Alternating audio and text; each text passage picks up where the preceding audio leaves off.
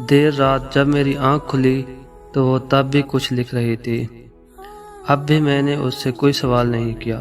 صبح جب میں اٹھا تو اس نے طلاق کی کچھ شرائط میرے سامنے رکھ دی۔ اسے میری دولت اور جائیداد میں سے کچھ بھی نہیں چاہیے تھا۔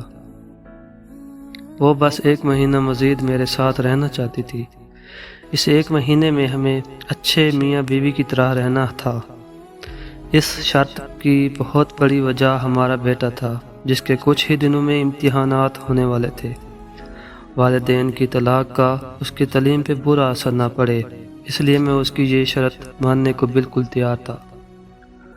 اس کی دوسری اور احمقانہ شرط یہ تھی کہ میں ہر صبح اسے اپنی باہوں میں اٹھا کے گھر کے دروازے تک چھوڑنے جاؤں، جیسا شادی کی ابتدائی دنوں میں میں کرتا تھا۔ اور جب کام پہ باہر جانے لگتی تو میں خود اسے اپنی باہوں میں اٹھا کے دروازے تک چھوڑ آتا تھا۔ حالانکہ میں اس کی یہ بات ماننے کو تیار نہیں تھا، لیکن ان آخری دنوں میں اس کا دل توڑنا مناسب نہیں لگ رہا تھا، اس لیے میں نے یہ شرط بھی مان لی۔ اس کی ان شرائط کے بارے میں جب میں نے اپنی نئی محبت سے ذکر کیا تو وہ ہنس کر بولی، وہ چاہے جو بھی کر لے، ایک نہ ایک دن طلاق تو اسے ہونی ہی ہے۔ میری بیوی اور میں نے اپنی طلاق کے معاملے سے متعلق کسی اور سے ذکر نہ کیا۔ شرط کے مطابق پہلے دن جب مجھے اس کو اٹھا کے دروازے تک چھوڑنے جانا تھا تو وہ لمحات ہم دونوں کے لیے بے حد عجیب تھے۔ ہچکچاتے ہوئے میں نے اسے اٹھایا تو اس نے بھی اپنی آنکھیں بند کر لیں۔ اتنے میں تالیوں کی ایک گونج ہم دونوں کے کانوں میں پڑی۔ پاپا نے ممی کو اٹھایا ہوا ہے، ہا ہا ہا۔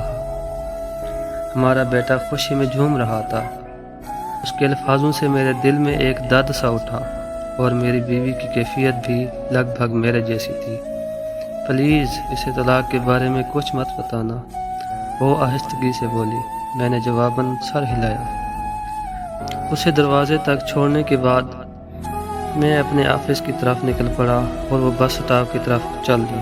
اگلی صبح اسے اٹھانا میرے لیے قدرے آسان تھا، اور اس کی ہچکچاہٹ میں بھی کمی تھی۔ اس نے اپنا سر میری چھاتی سے لگا لیا۔ ایک عرصے بعد اس کے جسم کی خوشبو میرے حواس سے ٹکرائی۔ میں بغور اس کا جائزہ لینے لگا۔ چہرے کی گہری جھریاں اور سر کے بالوں میں اترتی چاندی اس بات کی گواہ تھی کہ اس نے اس شادی میں بہت کچھ کھویا ہے۔